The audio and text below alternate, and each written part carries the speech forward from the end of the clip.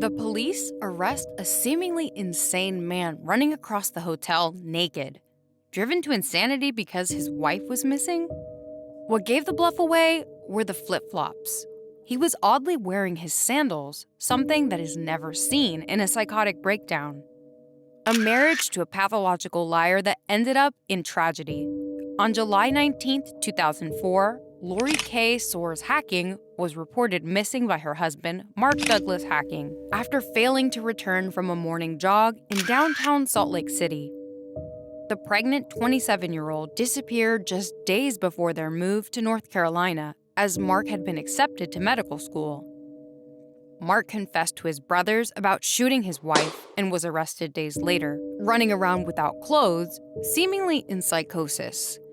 Police had never seen anything like it. Was it all an act? The Mormon couple seemed happily married for 5 years. They had met in high school in 1994, and the rest was history. After years in college, in 2004, Mark Hacking had been accepted to medical school and was finally going to be a doctor.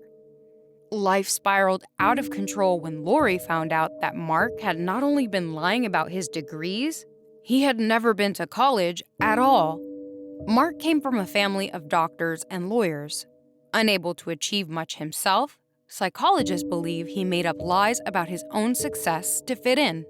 What started off small turned into pathological behavior. For the past 2 years, he had been submitting assignments, attending fake college interviews, and deceiving his family into thinking he was accomplished. Sadly, if he had put in half of this effort into something real, he might be in a different place today. Lori lived with Mark for years, unaware of the situation.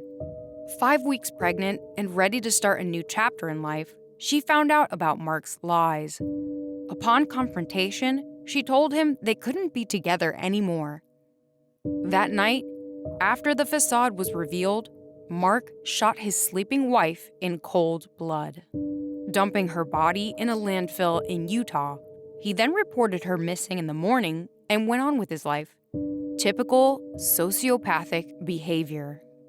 His brothers reported his lies, confession, and threatening demeanor. Arrested days later, in October 2004, Lori's remains were recovered, and Mark was sentenced to 6 years to life in prison.